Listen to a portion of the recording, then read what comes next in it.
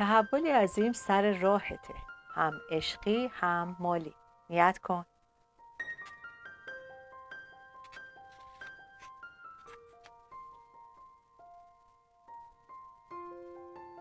یه آدم کاملا متفاوت از دید دیگرانی، انگار تافته جدا بافته‌ای. خوب می‌پوشی، خوب می‌گردی، انگار در تمام محافلم گل سرسبد هر مجلسی.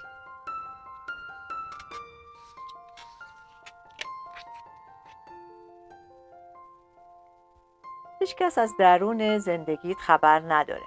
همیشه با رفتار و انرژی مثبتی که داری همه رو جذب خودت می‌کنی. بعد از یه مدتی هم همه در تعجبن که تو چطور اینقدر خوب خرج می‌کنی.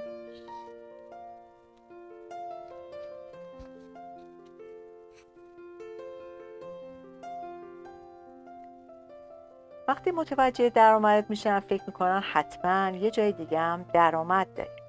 ولی خودت میدونی که چقدر برای داشتن این زندگی تلاش کردی و میکنی و اجازه نمیدی کسی از درون زندگیت با خبر بشه.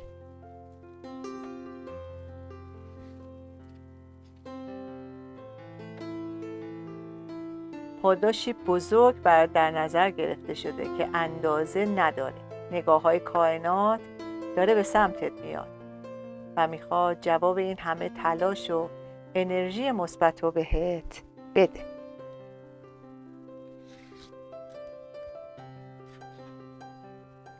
امسال سال توه. تحول عظیم تو مسیر زندگی در حال رخ دادنه. عدد 2 برات اومده. 2 تا در داره برات باز میشه.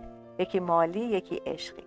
انشاءالله به زودی اثر این انرژی زندگی تو زیر و رو میکنه.